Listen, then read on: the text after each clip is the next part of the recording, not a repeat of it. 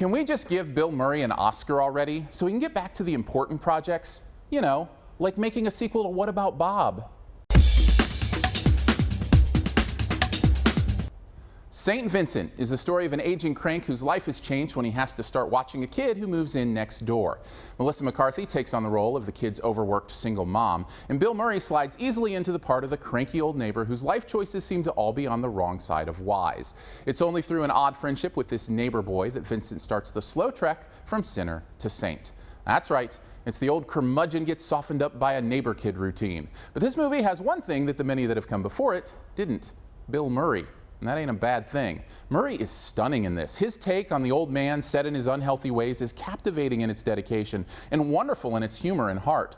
It's really a great piece for him to chew on, and you get the sense while watching that he's flat out in the zone on this one. Somehow, even as he gambles, drinks, and dates a pregnant stripper, a scene-stealing performance by Naomi Watts, by the way, and does it all with a 12-year-old kid in tow, we're still able to see through the boy's eyes that somewhere in there is a good-hearted man with value. And it's Murray that makes it possible by somehow remaining lovable, even as messed up as his choices are.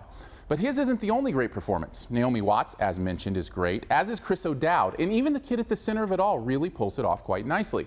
But in my opinion, the best thing about the movie may be Melissa McCarthy in the way she's used here. Just 3 months ago, as she was playing Tammy, I was lamenting that McCarthy wasn't given enough chance to really let her pure acting skills shine. And here, as if by request, she's given a powerful role that doesn't rely on cheap slapstick to make you laugh. She is absolutely wonderful in this, and her heartfelt struggle to provide for her son amidst a tough situation is a major reason the emotion of the movie works and doesn't feel like warmed over cliche.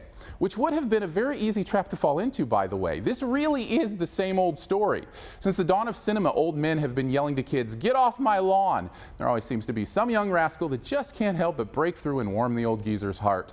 And if the movie loses any points, it's in the fact that it doesn't really do too much new with that formula, choosing rather to let its performers hold it above the triteness lingering underneath. And though that strategy seems to work for the most part, it still would have been nice to see something creative and new in the structure or story. I also thought, even though the emotion worked, there wasn't much redemption to the characters, leaving us just shy of feeling the full effect.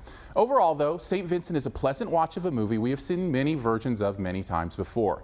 Yet because of the performances of especially Murray and McCarthy, this movie is able to register as a bit more saint than sinner with a respectable B.